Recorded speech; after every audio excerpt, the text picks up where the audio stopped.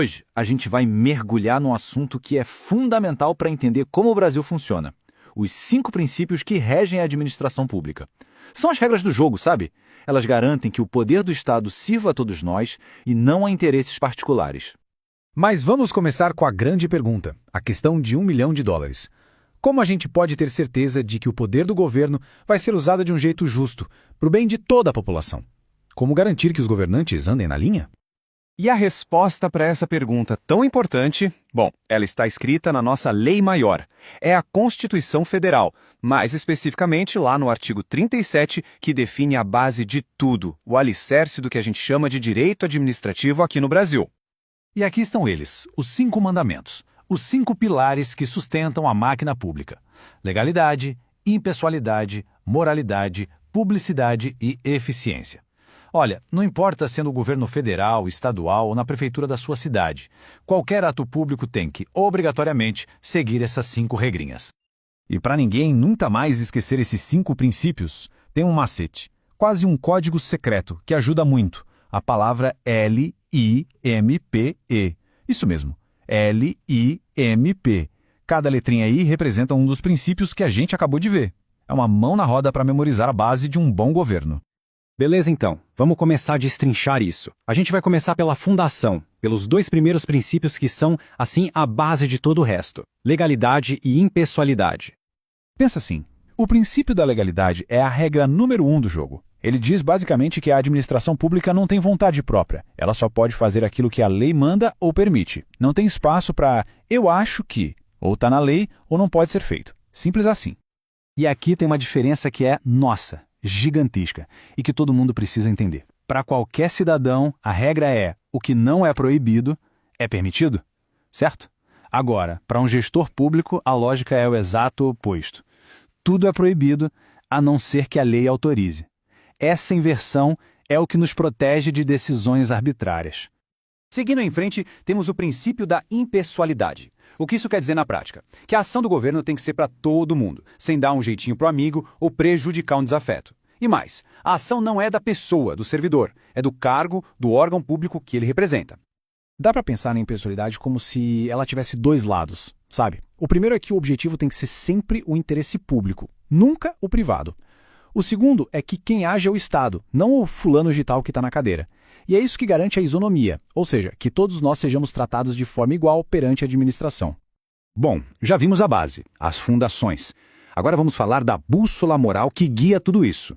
É hora de entender os princípios da moralidade e da publicidade, que tem tudo a ver com ética e transparência.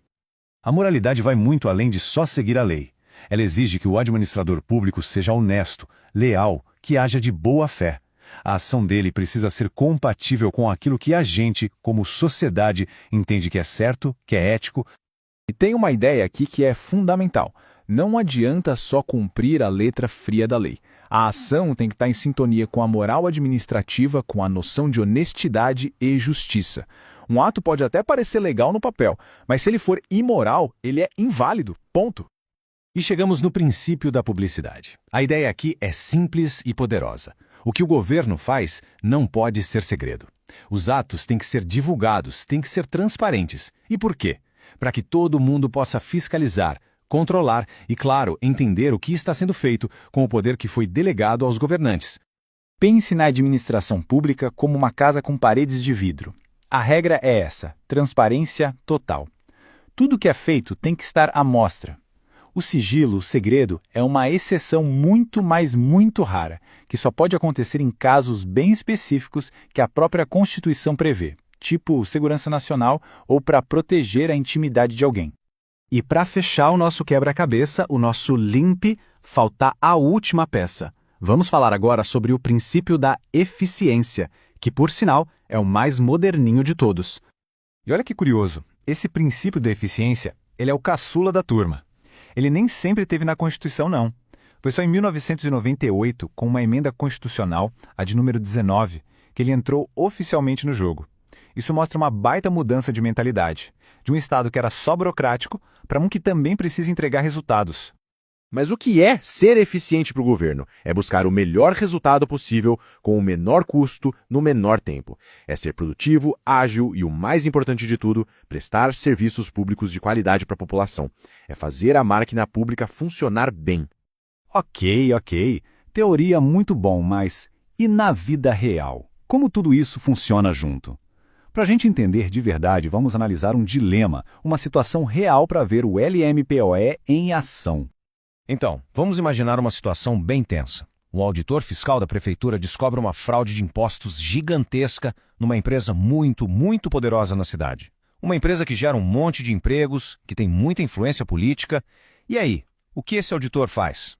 É aqui que o LIMP vira um verdadeiro mapa.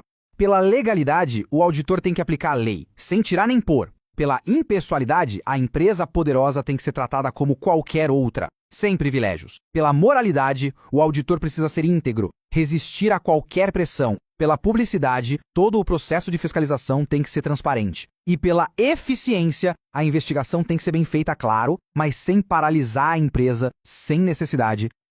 Então, a gente vê que esses 5 princípios são a espinha dorsal de um bom governo. São as regras do jogo para o uso correto do poder. Mas fica uma pergunta no ar, para a gente pensar.